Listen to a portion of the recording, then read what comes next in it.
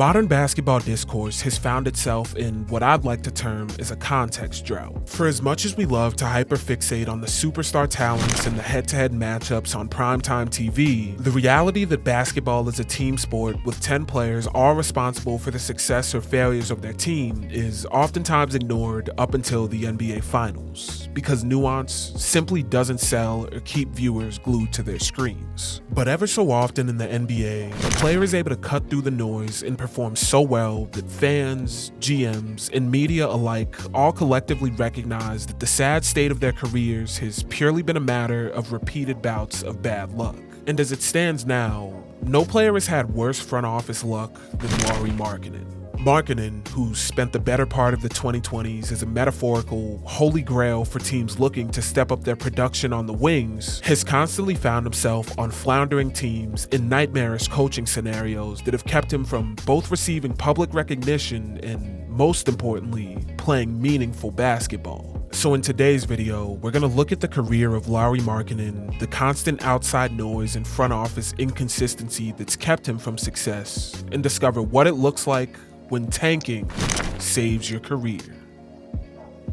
Rather than doing this how we usually would by starting at the beginning of his career as a prospect, Markkanen's career is best assessed by starting at the end of his tenure with the Bulls, because the state of his career by the end of the 2021 season can act as a perfect representation of how he'd gotten so lost in the weeds to fans. To explain, by the end of the 2021 season, while the Bulls as a team were eager to move into a newer, more modern era under new head coach Billy Donovan, and there were numerous bright spots to look at on their roster, Lauri Markkanen didn't look to be one of them. After having something of a breakout season in his second year in the league, where he averaged a career-best 18.7 points and 9 rebounds, his third year in 2020 failed to live up to the hype that he generated. With his production in every major statistical category dipping, in the 2021 season was now his worst campaign to date, with him only averaging 13.6 points and 5.3 rebounds on solid efficiency, shooting 48% from the field and 40.2% from 3 on 5.2 attempts a game.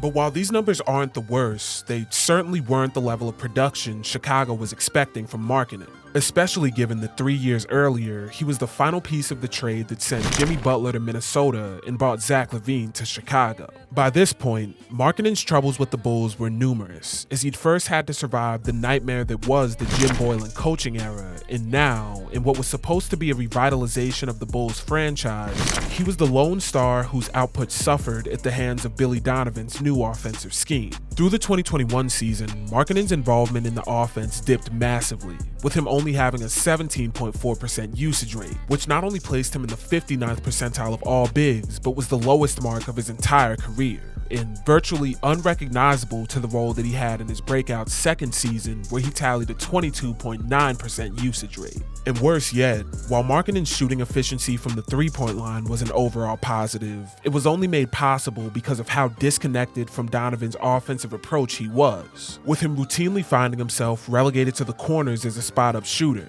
finishing with a 12.5% corner three-point frequency that placed him in the 82nd percentile of all bigs, and was more than double the 4.6% frequency he'd had on these looks 2 years earlier. Markkanen's play call frequency had essentially shifted from that of a hybrid stretch five who could at times put the ball on the floor to kickstart a break or handle the rock in short spurts for a downhill drive, or even act as a pick-and-roll mismatch nightmare, into that of a glorified catch-and-shoot specialist, with him having a 37.6% spot-up frequency this year, a massive leap from the 28.8% frequency he had in 2019 and an 11.4% pick-and-roll frequency, down from the 16.6% frequency he had previously. To illustrate just how far Markkanen had fallen in the eyes of Chicago's coaching staff, Billy Donovan gave some pretty candid comments on Markkanen's role in Chicago following a late season meeting with the Pacers, telling reporters of Markkanen and Kobe White, quote, "They're probably not going to be featured guys, just calling it how it is, but they're very important pieces to our team and we need them to play at a high level."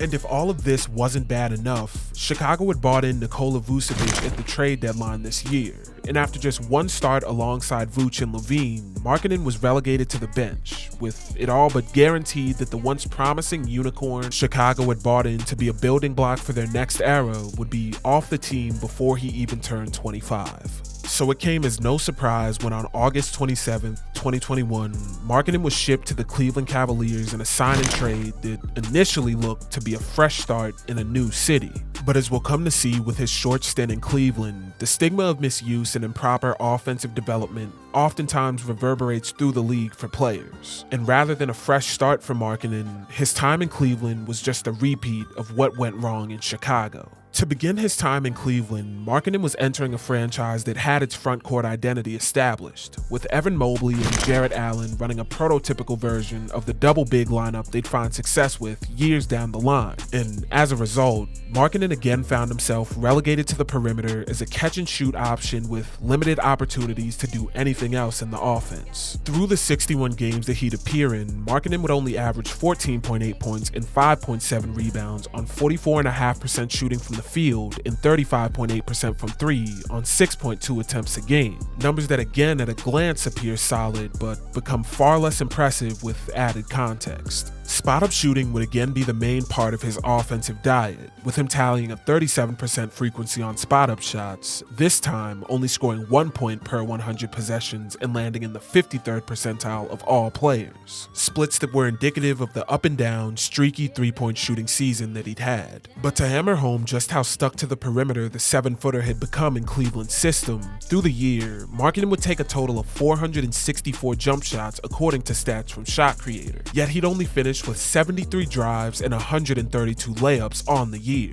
And while Markkanen's overall three-point shooting would be good enough to land him in the 69th percentile of all forwards, the problem was this was all he provided on offense. And defensively, it wouldn't be a stretch to call Markkanen an outright negative, as despite finding himself on the 5th best defense this year, with Cleveland having a defensive rating of 108.9 and spending a majority of his time playing with two of the best backline defenders the game has to offer in Jarrett Allen and Evan Mobley, opponents still scored 2 points more per 100 possessions and had a 1.5% better effective field goal percentage with Markkanen on the floor. Splits that placed him in the 33rd and 23rd percentile of all players respectively. So by the end of the season, as Cleveland again missed the playoffs and the team looked to have their front court for the future all but solidified, Markkanen watched as yet another season came and went with his role in the offense, relegating him to be a glorified catch-and-shoot specialist with little else to offer. The point of starting with discussing Markkanen's unpleasant end in Chicago and his less than impressive solo season in Cleveland is to really get at how quickly a tag of incompetence or disappointment can be placed on a player in the minds of fans, and how quickly they can be forgotten by the broader NBA world. While it is true that Markkanen looked to have hit a hard wall in terms of development coming off that sophomore season, a combination of unfortunately timed injuries, improper use by coaches, and an overall misunderstanding of his utility in the NBA led to Markkanen's perception in the eyes of fans being at best non-existent and at worst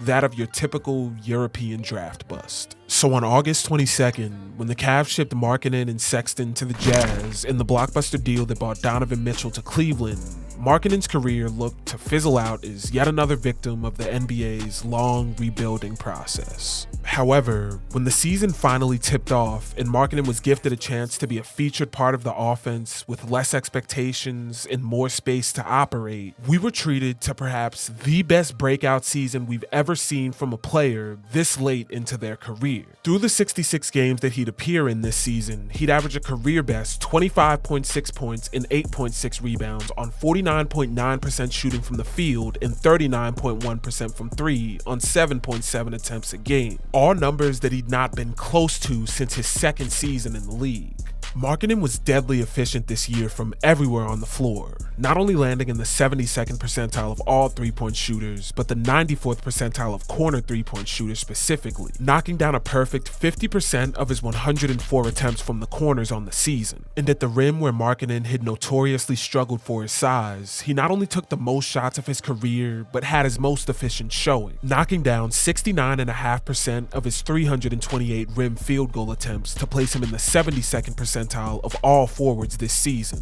The full breakdown of Markkanen's points of attack paint the picture of a premier 3-level scorer, with him scoring 4.2 points a game this season on drives while shooting 49.2% from the field, 8.7 points on catch-and-shoot jumpers on 41% from the field, and a career-best 5.3 points off paint touches on 69.9% shooting from the field. But perhaps the greatest part of this offensive breakout is that he did all of this damage playing off of his teammates, as Markkanen was assisted on a whopping 75%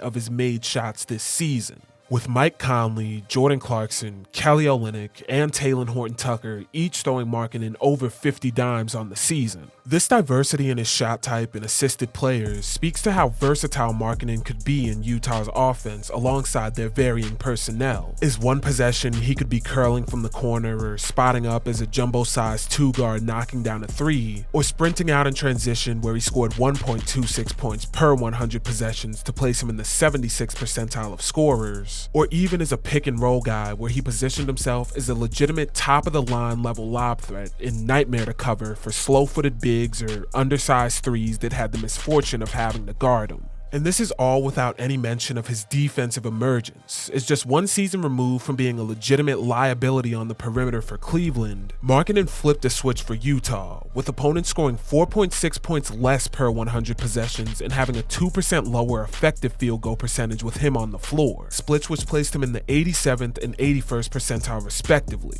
Markkanen's defensive emergence gave us some impressive moments, like in his 4-block night against the Ja Morant-led Grizzlies, he gave us this masterpiece, where after Mike Conley gets caught on the screen, Markkanen is able to swing his hips to cut off the drive and get a solid block on Morant, who did admittedly go for 37 this game, but did so in a 105-121 loss. This stellar season easily secured him his first All-Star appearance and the Most Improved Player award, with the NBA world doing a complete 180 at the emergence of a new 3-and-D star. And while Utah's expectations didn't raise above the lottery, Markkanen was certainly expected to follow up in the 2023-24 season. And ultimately, despite a tricky combination of a few key Jazz departures, a younger roster, and injuries, Lauri was able to deliver a solid follow-up to his breakout year. Through the 23-24 season, Markkanen would only appear in 55 games and his production would take a slight step back, only averaging 23.2 points and 8.2 rebounds on 48% from the field and 39.9% from 3 on 8 attempts a game. This season, though his scoring and shooting splits are relatively similar to what they were in 2023, he was doing so alongside a much younger roster, as the departure of Mike Conley and the drafting of Keyonte George, along with Colin Sexton eventually being promoted to the starting lineup, gave Markkanen a different group to work off of, which somehow helped him find even more success. Over this year, Lauri would again maintain top-of-the-line 3-level scoring efficiency, with him finishing in the 79th percentile of total 3-point shooters, 66th percentile of mid-range scorers, and 75th percentile of rim finishers, numbers that definitively prove that his All-Star season wasn't a fluke. But he somehow achieved this on even more assists than before, as Markkanen was assisted on a whopping 74.2% of his 2-point field goals and 98.2% of his 3-pointers, with Sexton, Keyonte George, and Jordan Clarkson all throwing over 60 dimes to the big man this year. And overall, while his scoring and shooting splits may have taken a slight dip in raw production, in terms of impact on the team, Lauri was as effective as ever, as Utah was 8 points better per 100 possessions and had a 3% higher effective field goal percentage with him on the floor.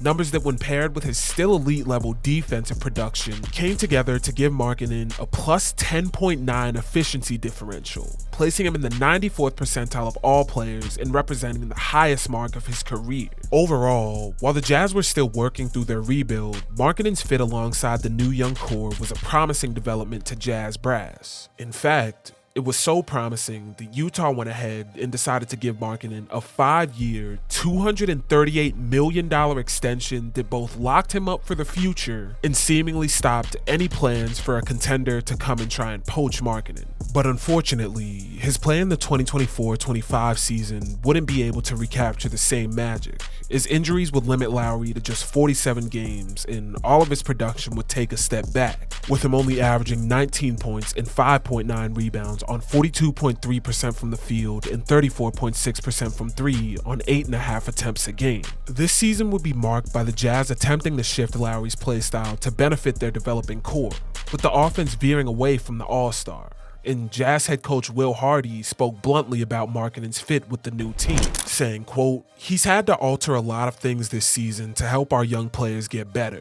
We're trying to build a solid foundation with them. Some stuff with Lauri we put on the shelf to help our young guards, with the understanding that those guys getting better is good for us." And as of right now, this is the current state of affairs for Markkanen, with the 25-26 season promising yet another year of development for their young guys, and Markkanen's role looking to still swing between veteran mentor to the youth and all-star with championship-level utility written all over him. But Markkanen's career and resurgence can act as a perfect example of how misuse and a well-known reputation can unintentionally stifle players in the modern league. After a solid breakout in Chicago, his following 2 seasons were plagued with either outright coaching inadequacy or a reduced role that looked to optimize his production for the team, but instead relegated him to being a glorified corner sitter. And after this reputation followed him to his next destination in Cleveland, it was only through joining a team in the early stages of their rebuild with fewer expectations and a larger chance to produce that Markkanen's true value as a potential championship cornerstone for a contender was unveiled to the broader NBA world. But now, with yet another year of his prime lost to injuries and tanking, and such an unjustifiably large contract for what he'd be on a contender, the question of if Markkanen could play a role on a contender has quickly been replaced by asking if he even wants to. But regardless of when or even if Lauri manages to leave Utah for a contender, the league has undeniably had its perceptions on development and losing teams forever altered. Because what we've seen is what it looks like when tanking saves your career. But with all that being said, that's gonna do it for this one. Hopefully you enjoyed, and hopefully I can catch you in the next one.